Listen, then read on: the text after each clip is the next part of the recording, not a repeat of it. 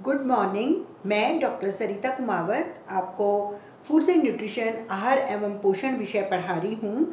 और आहार एवं पोषण के सिलेबस के अनुसार आपके 7 चैप्टर्स कंप्लीट हो गए हैं। 8वां चैप्टर विटामिन्स यानी विटामिन अभी इन दिनों हम पढ़ रहे हैं। विटामिन में हम सबसे पहले वसा में घुलनशील विटामिन पढ़ रहे हैं। वसा में घुलनशील विटामिन 4 होते हैं, vitamin A, vitamin D, vitamin E और विटामिन के। तो अभी इन दिनों हम विटामिन ए के बारे में पढ़ रहे थे और आज का जो टॉपिक है वो है विटामिन डी यानी फैट सॉल्युबल विटामिन जो 4 होते हैं। दूसरा जो विटामिन फैट सॉल्युबल है उसके बारे में हम आज पढ़ेंगे और विटामिन डी के कार्य, विटामिन डी के सोर्सेस और विटामिन डी के आईडीए। तो विटामिन डी को हम एक और नाम से पुकारते हैं एंटी रैकेटिक फैक्टर। एंटी रैकेटिक फैक्टर इसलिए कहते हैं क्योंकि विटामिन डी बच्चों में रिकेट नामक बीमारी को दूर करता है। तो रिकेट्स को दूर करता है इसलिए उसको एंटी रैकेटिक फैक्टर भी हम कहते हैं। विटामिन डी के 2 रूप होते हैं, D2 और D3। D2 जो है वो अर्गोकैल्सिफेरॉल और D3 कॉलीकैल्सिफेरॉल। विटामिन डी के 2 रूप हैं, D2 अर्गोकैल्सिफेरॉल, D3 कॉलीकैल्सिफेरॉल। और जो D2 है वो पौधों में बनता है और पौधों में अर्गोस्टेरॉल नामक एक पदार्थ होता है, मतलब एक तरह का फैट होता है। तो अर्गोस्टेरॉल पौधों में पाया जाता है। जब उसके ऊपर अल्ट्रावायलेट रेज यानी पराबैंगनी किरणें पड़ती हैं अर्गोस्टेरॉल पे तो वो D2 में परिवर्तित हो जाता है। तो ये तो एक रूप हुआ विटामिन डी का। दूसरा रूप है D3 यानी कॉलीकैल्सिफेरॉल, जो ह्यूमन बीइंग में होते हैं। मनुष्यों में त्वचा के नीचे 70 हाइड्रोकोलेस्ट्रॉल एक पदार्थ पाया जाता है।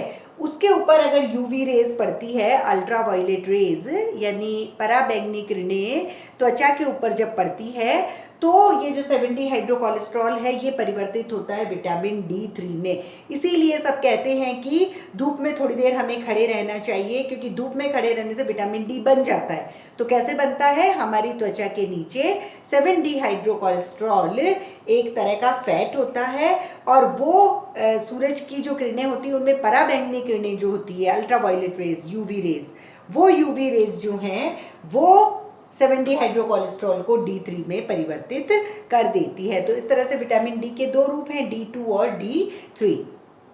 नेक्स्ट विटामिन डी में सब टॉपिक है functions of vitamin D. Vitamin D के कार्य। विटामिन डी हमारे शरीर में कई सारे कार्य करता है, जिसमें पहला है विटामिन डी हमारी स्मॉल इंटेस्टाइन में, हमारी छोटी आंत में कैल्शियम के अवशोषण को नियंत्रित करता है। जो हमारी छोटी आंत होती है स्मॉल इंटेस्टाइन, उसमें विटामिन डी कैल्शियम लवण के अवशोषण को, कैल्शियम के एब्जॉर्प्शन को कंट्रोल करता है, नियमित करता है, नियंत्रित करता है। क्योंकि अगर विटामिन डी नहीं होगा, अगर विटामिन डी की कमी होती है तो ये जो कैल्शियम का अवशोषण है वो नहीं हो पाएगा और वो मल के साथ बाहर निकल जाएगा। मल के साथ अगर कैल्शियम बाहर निकल जाएगा तो जो बोन्स होती हैं वो वीक हो जाती हैं, हड्डियां हमारी कमज़ोर हो जाती हैं। दूसरा विटामिन डी का फंक्शन है कि विटामिन डी हमारे शरीर में फास्फोरस के अवशोषण को बढ़ाता है। विटामिन डी हमारे शरीर में फास्फोरस जो लवण है, खनिज लवण, उसके अवशोषण को बढ़ाता है। लेकिन यदि विटामिन डी की कमी होती है तो जो फास्फोरस जो अवशोषित होता है वो मूत्र के साथ शरीर से बाहर विसर्जित हो जाता है और ऐसे में ब्लड फास्फोरस लेवल कम हो जाता है।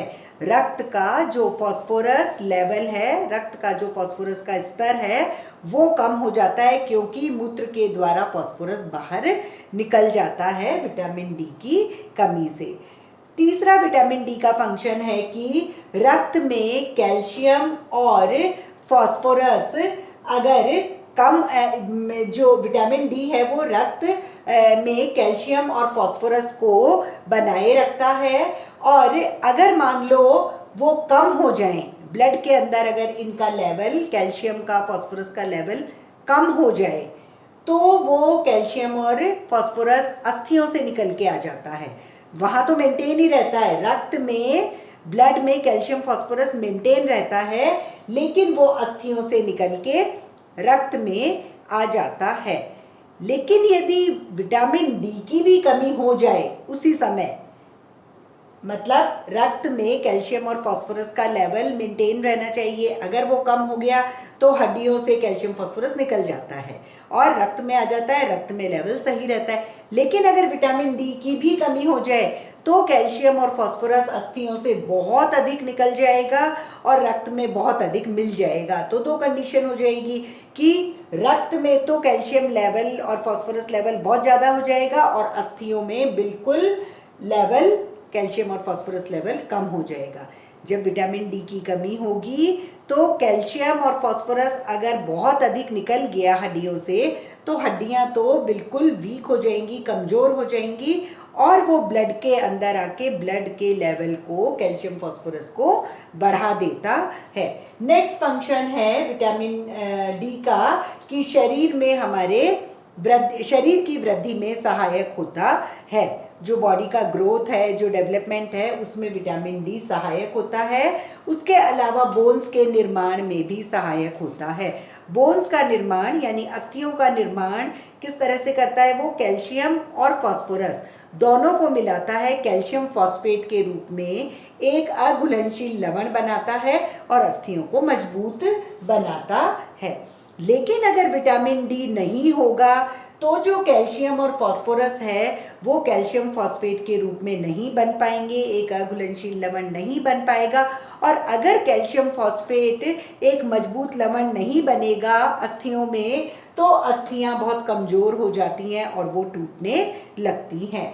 नेक्स्ट है विटामिन डी हमारे दांतों का भी निर्माण करता है। दांतों में जो इनेमल, जो बाहर की चमक है वो, और डेंटाइन भाग जो उसके अंदर का भाग है, जो सबसे बड़ा ठोस भाग है, तो इनेमल और डेंटाइन भाग दोनों पर कैल्शियम फॉस्फेट का जमाव करता है। कैल्शियम और फास्फोरस को लेके कैल्शियम फॉस्फेट नामक अघुलनशील लवण बनाता है और इनेमल और डेंटाइन भाग जो होते हैं दांतों के, वहाँ कैल्शियम फॉस्फेट को जमा देता है, वहाँ उसको स्टोर कर देता है, दांत बना देता है। और अगर विटामिन डी नहीं होगा तो दांतों में कमजोरी आ जाती है। फिर नेक्स्ट है विटामिन डी पैराथार्मोन हार्मोन की क्रिया को भी नियंत्रित करता है। पैराथार्मोन हार्मोन जो है वो हमारे शरीर में कई सारी ग्रंथियां होती हैं, एंडोक्राइन ग्लैंड्स, अंतःस्रावी ग्रंथियां। उन अंतःस्रावी ग्रंथियों में एक ग्रंथि होती है पैराथायराइड ग्रंथि, एक होती है थायराइड ग्रंथि। थायराइड ग्रंथि के ऊपर ही दो दो पैराथायराइड ग्रंथियां, 4 पैराथायराइड ग्रंथियां होती है, वो लगी हुई होती हैं। तो पैराथायराइड ग्रंथि में से जो हार्मोन निकलता है उसका नाम होता है पैराथार्मोन हार्मोन। तो पैराथार्मोन हार्मोन जो है वो फास्फोरस को बनाए रखता है बॉडी के अंदर। लेकिन अगर विटामिन डी नहीं होगा तो पैराथार्मोन हार्मोन की क्रिया डिस्टर्ब हो जाएगी और मूत्र के द्वारा फास्फोरस अधिक से अधिक विसर्जित हो जाएगा। और बाकी विटामिन डी होता है तो मूत्र के द्वारा उतना फास्फोरस विसर्जित होता है जितना कि कैल्शियम के साथ एक रेशो मेंटेन करने के लिए होता है, और वो फास्फोरस को अलग कर देते हैं। मतलब मूत्र के द्वारा फास्फोरस को निकाल देते हैं बोन से अलग करके, विटामिन डी और कैल्शियम के रेशियो को सही कर देते हैं।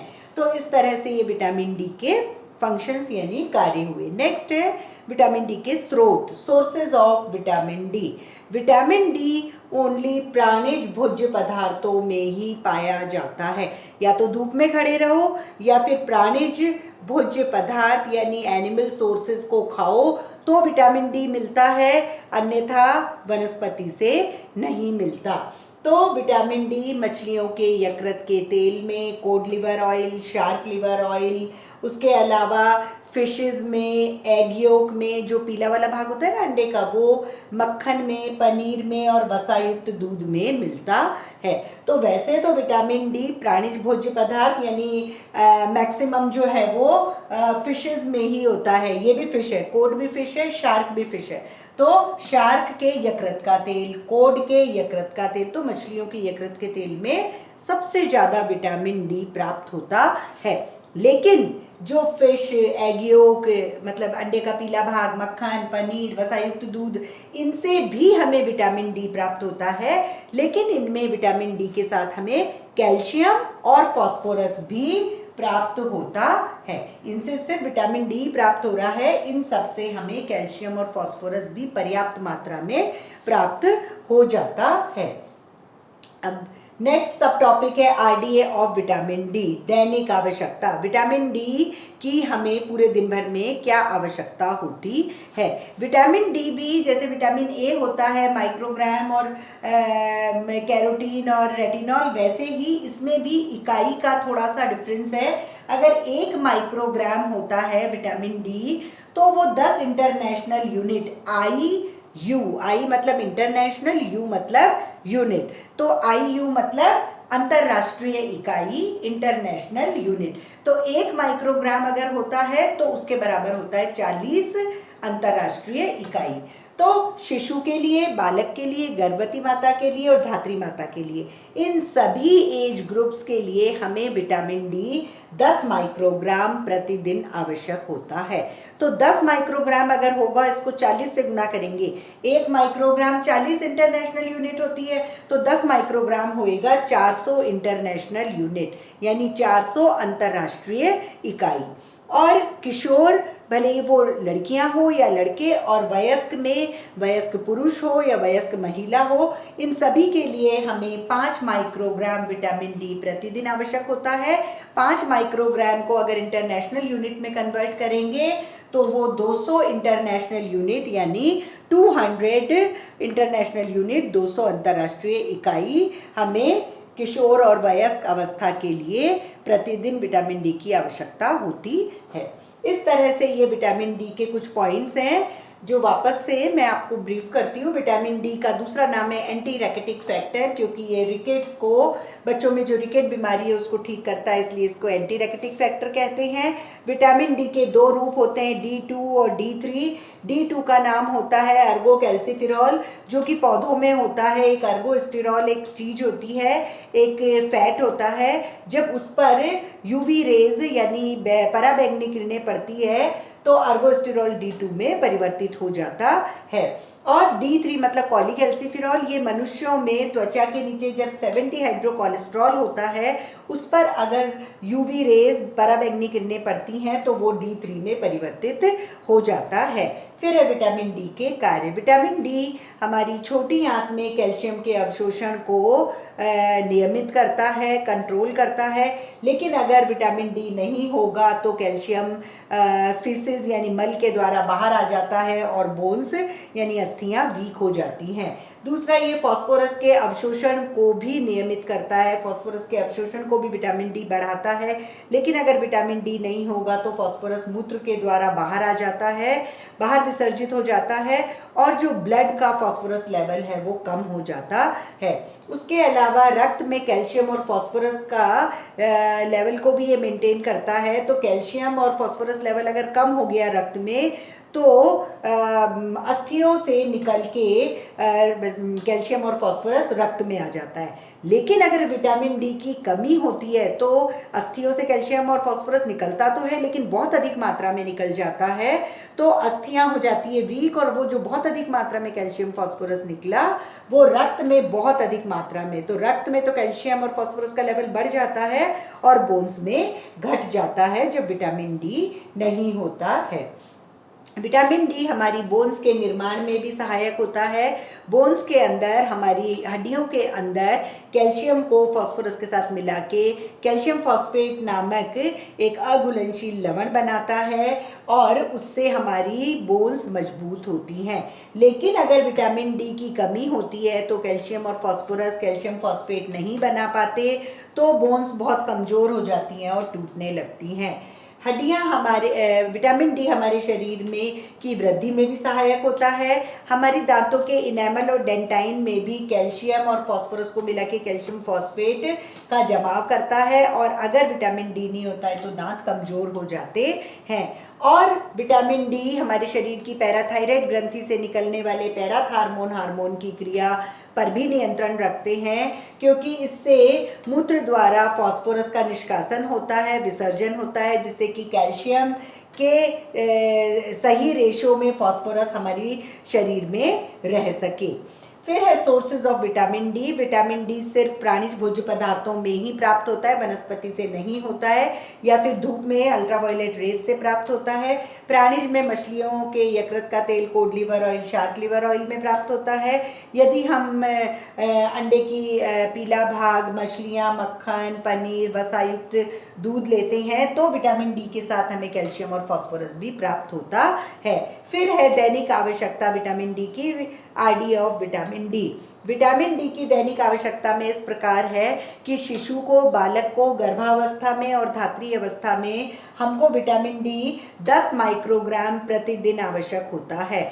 यदि हम इस माइक्रोग्राम को इंटरनेशनल यूनिट यानी अंतरराष्ट्रीय इकाई में परिवर्तित करना चाहें तो 10 को 40 से गुणा करना होगा, क्योंकि 1 माइक्रोग्राम 40 इंटरनेशनल यूनिट के बराबर होता है। तो 10 माइक्रोग्राम इन सब के लिए जरूरी है, तो इंटरनेशनल यूनिट में 400 अंतर्राष्ट्रीय इकाई शिशु, बालक, गर्भवती और धात्री माता के लिए विटामिन डी की आवश्यकता होती है। इसी प्रकार किशोरावस्था में, किशोर लड़कियां हो या लड़के हों, वयस्क आदमी हो या महिलाएं हों, इन सभी के लिए 5 माइक्रोग्राम विटामिन डी प्रतिदिन आवश्यक होता है।